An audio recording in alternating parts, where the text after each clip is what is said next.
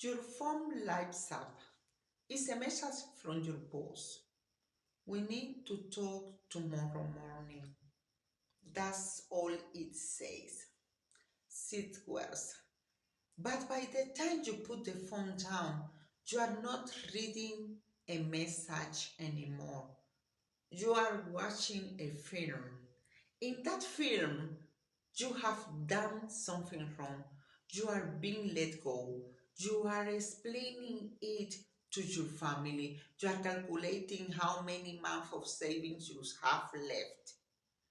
You spend the entire evening rehearsing a conversation that has not happened. You cannot focus on dinner. You answer people without really hearing them. And by the time you go to bed, you have already lived through an ending that may never arrive. Here's what I want you to notice. The message said one thing, your mind said everything else. This is catastrophic thinking. I'm Dr. Katia Batista, psychiatrist, and today I want to show you how the mind creates these frightening stories, why they can feel so real, and what can actually help.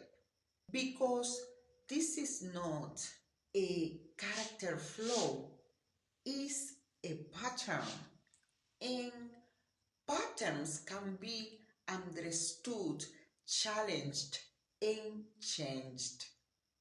Stay with me. So, what catastrophizing really is? In cognitive behavioral therapy or CBT, we describe it as a cognitive distortion. That means the mind takes an uncertain or difficult situation, moves rapidly toward the worst possible interpretation, and begins treating that interpretation as if it were already likely or confirmed. It's not simply being negative, and it's not exactly the same as overthinking. Overthinking describes the repetition. The mind keeps circling the same situation again and again. Catastrophizing describes the direction that thinking takes. Overthinking goes in circles. Catastrophizing tends to go downhill toward danger, failure, loss, humiliation, illness, or collapse. It overestimates the threat and it underestimates you. Overestimate the threat means confusing this could happen with this will probably happen. Yes, a difficult outcome may be possible, but possible is not the same as probably.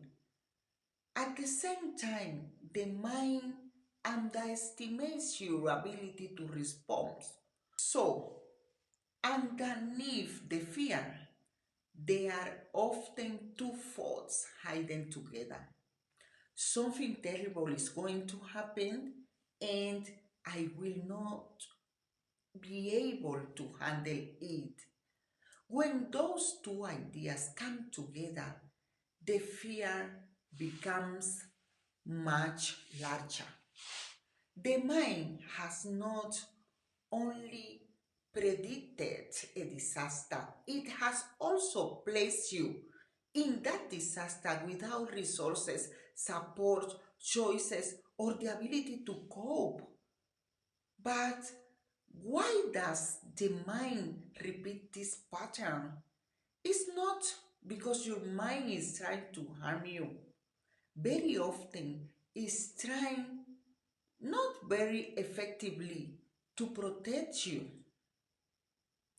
And there is not a single reason why people catastrophize. Past experiences can influence it, ongoing stress can also influence it, anxiety, depression, trauma, temperament, exhaustion, and learning can all affect how quickly a person notices possible danger. But for many people, one important force underneath catastrophic thinking is difficulty tolerating uncertainty. Not knowing is uncomfortable. When there is a gap in the information, the mind often wants to close it as quickly as possible. Imagine that someone you care about becomes unusually quiet. Their replies are shorter than usual. Something feels different, but you don't know why. Instead of leaving the question open, your mind fills in the missing explanation. They are upset with me. Something has changed. They are going to leave. You noticed a change, but you did not have a confirmed explanation. Still, the uncertainty felt so uncomfortable that your mind gave it a story, and the story it chose was not neutral. It was a threat. Sometimes even a frightening explanation feels more tolerable than having no explanation at all, because at least it feels definite. The mind thinks, now I know why I'm dealing with. Now I can prepare. That's the trap. Catastrophic thinking can feel like preparation. It can feel responsible, as though repeatedly imagine everything that could go wrong will prevent you from being surprised or hurt.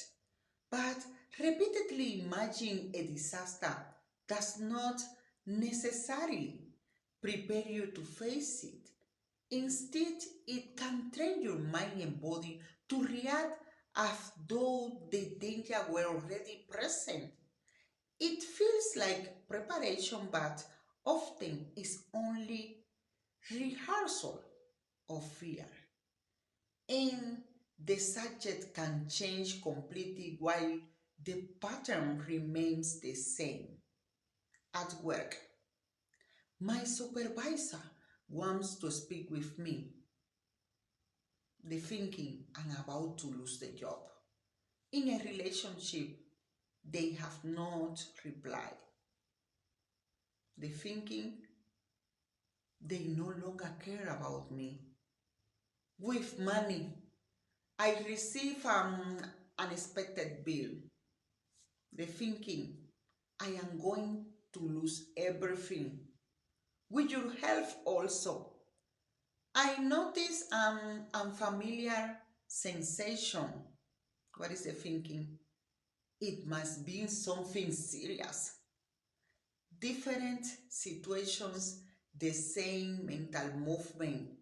The mind takes limited or uncertain information and completes the story with the worst available ending. But once that fault appears, it does not remain isolated. It begins affecting everything else. Here is the heart of the pattern. A catastrophic thought can trigger a chain in which the interpretation, the emotions, the physical response, and the behavior begin reinforcing one another. Imagine that you are giving a presentation. For a few seconds, you lose your place. You pause, find it again, and continue. That's the fact. A few seconds of silence. But then the interpretation arrives. Everyone noticed. They think I am incompetent. I have damaged my reputation. That interpretation produces an emotional response. You feel embarrassed, anxious, and exposed. And that discomfort influences what you do next. For the rest of the day, you replay the moment in your mind. You watch people's faces for signs that they are judging you. You remember someone looking away and wonder whether they had lost confidence in you. You review the presentation again and again and again, searching for more evidence that you failed. And that's how the loop closes. The huge amount of attention you give that brief moment makes it feel increasingly important.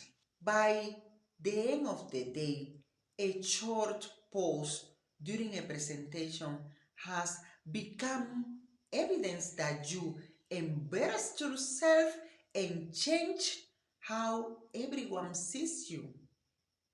The sequence was a fact, an interpretation, an emotional response, a behavior, and then a stronger belief in the original interpretation. The catastrophe did not have to involve an illness, an accident, or losing a job. Sometimes catastrophizing takes a normal mistake and turns it into a verdict about your identity. I made a mistake becomes I'm incompetent. One person disagreed with me becomes nobody respects me. One plan failed becomes nothing will ever work out for me. That's how a specific event begins to feel like proof of something much larger. But what can the catastrophic story feel so convincing? Because your body joins the experience. When the brain interprets something as a threat, even an uncertain or imagined threat, the body's alarm system can become activated. Alertness increases. Breathing may change, muscles tense, attention narrows around the possible danger. And when your attention becomes locked onto a threat, it becomes harder to think flexibly or consider other explanations. Imagine that you briefly feel lightheaded in a crowded place. It's a short physical sensation, a vague physical sensation, but your mind immediately says, I am going to collapse. Something is seriously wrong. That interpretation creates fear. The fear changes your breathing and increases your physical tension. The dizziness may become stronger, and now your body seems to be confirming the prediction. See, I knew something was wrong. This is an important part of the cycle. Fear can intensify the physical sensation, and the stronger sensation is then interpreted as evidence that the frightening thought was correct. The thought intensifies the feeling, and the feeling appears to prove the thought. That's one reason catastrophizing can feel less like an idea and more like a fact. The fear is real, but the fear is not proof that the prediction is true. Physical activation is not a confirmation, and I want to add something important as a doctor. This does not mean that physical symptoms are imaginary or that every symptom is caused by anxiety.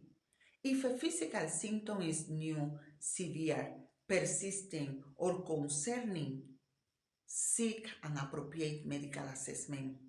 The purpose is not to ignore your body.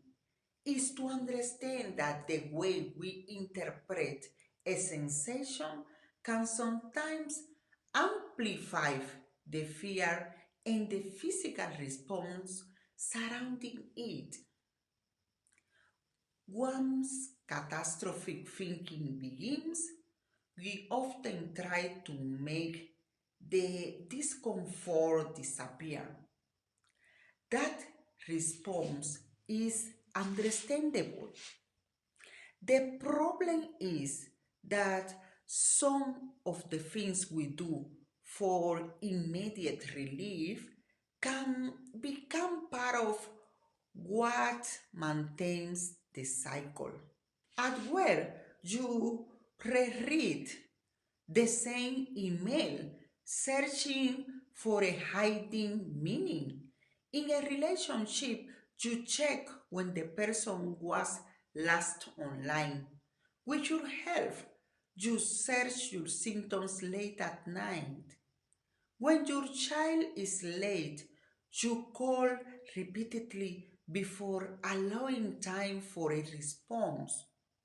With money, you recalculate the same figures even though the numbers have not changed. You may ask several people the same question, hoping someone will finally give you complete reassurance. You may prepare for every imaginable outcome, or you may avoid the conversation, decision, place, or activity entirely. The behavior changes depending on the situation, but the purpose is the same: to remove uncertainty immediately. And for a moment, checking, asking, searching, or avoiding may make you feel better. That short-term relief is powerful, but when checking becomes the repeated way you obtain certainty, the mind may begin learning. I was safe because I checked. I was okay because I avoided it. I could not have managed without reassurance. That makes it harder to discover that you might have been able to tolerate the uncertainty without checking again. So, the behavior that brings short-term relief can become part of what maintains the pattern over time. Catastrophic thinking does not only create fear, it creates urgency. It tells you, you must solve this now. You must know now.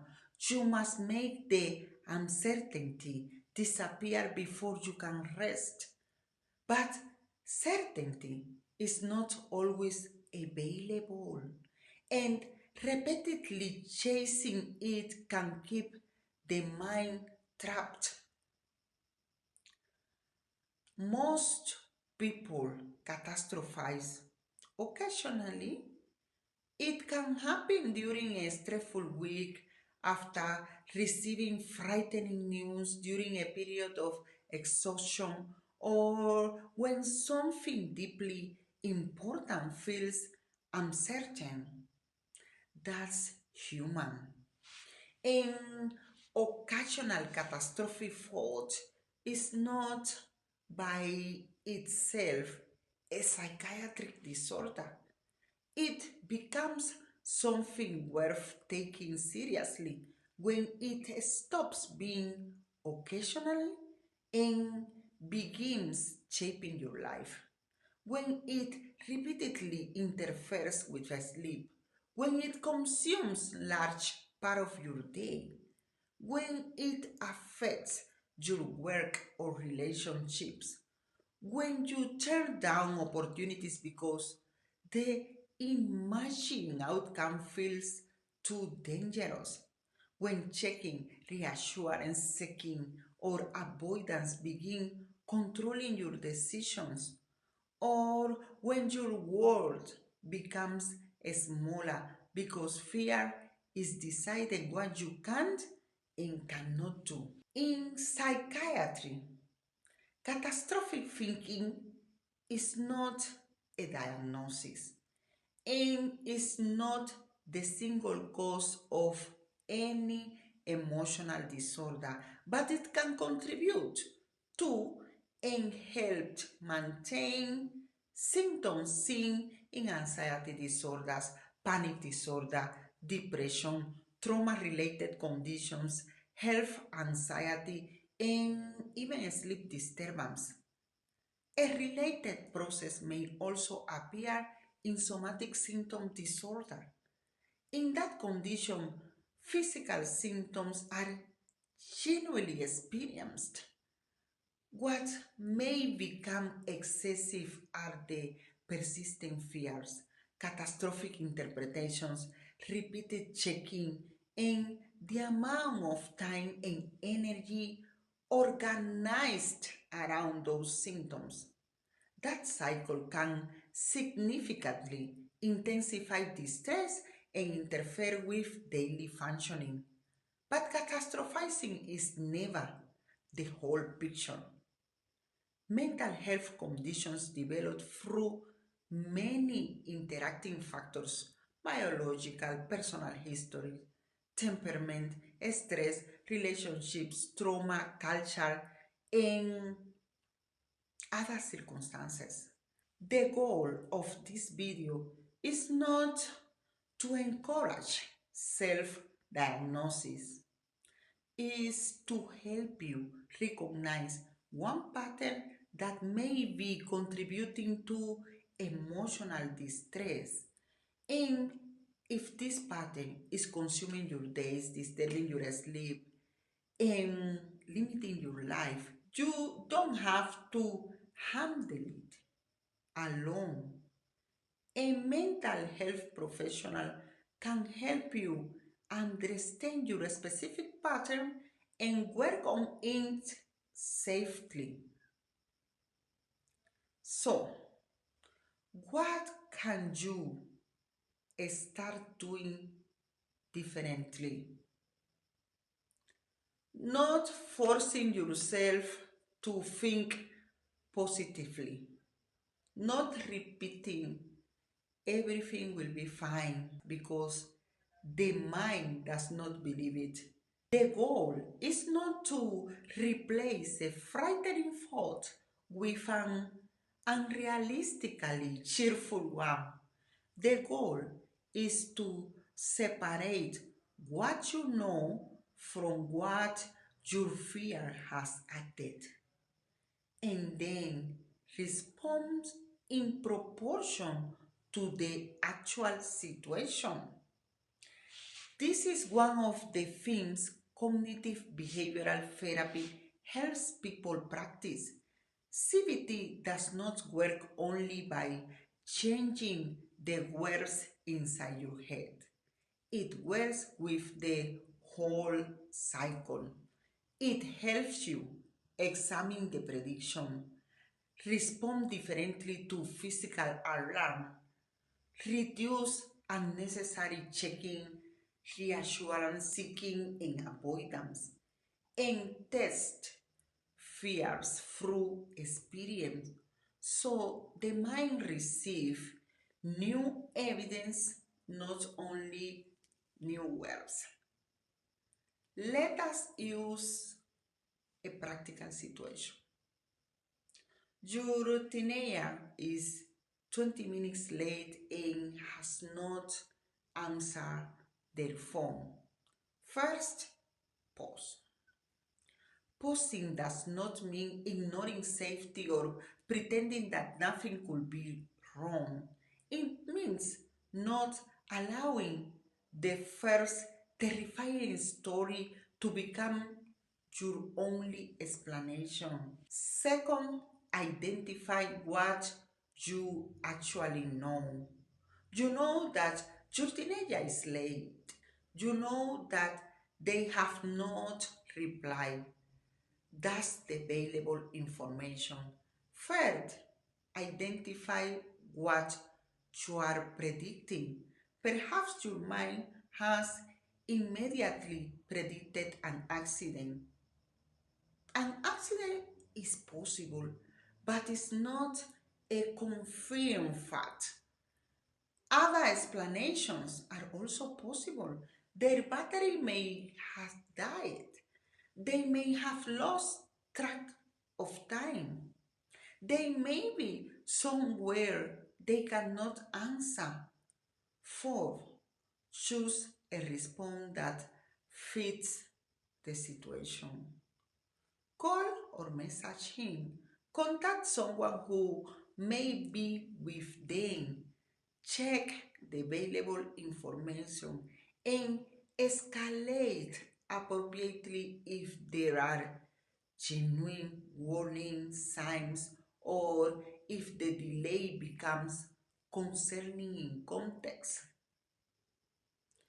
What you are not doing is mentally declaring a tragedy before the evidence supports the conclusion. That's balanced thinking. It's not passivity, it's not denial, and it's not convincing yourself that nothing bad can ever happen. It's responding to what is in front of you at the size it actually is. When you notice yourself catastrophizing, ask, what explanation has my fear added? Am I treating a possibility as though it were a probability? Am I overestimating the threat? Am I underestimating my ability to cope? And what's one logic action I can take based on the facts available now? You don't always need complete certainty before you are allowed to calm down. So, let us return to that message from your boss. We need to talk tomorrow morning.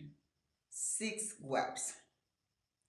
You can spend the entire night mentally living through a dismissal that has not happened, or you can notice the story you fear has written, place it beside what you actually know, and allow tomorrow to provide the information you don't yet have.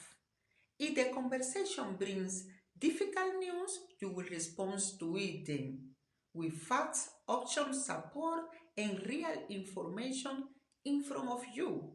You don't have to suffer the entire imagined disaster in advance to prove that you are prepared. The message says one thing. Your mind may try to add everything else. Learning to separate the two is a powerful skill for protecting your mental health. And Dr. Katia Batista, psychiatrist, tell me in the comments, where does your mind tend to catastrophize most? Work, relationships, your children, money, or your health? If this video helped you understand your thinking more clearly, please like it, share it with someone who may need it, and subscribe so we can continue learning together. Take care of yourself and try not to believe everything you think. I will see you in the next one. Thank you.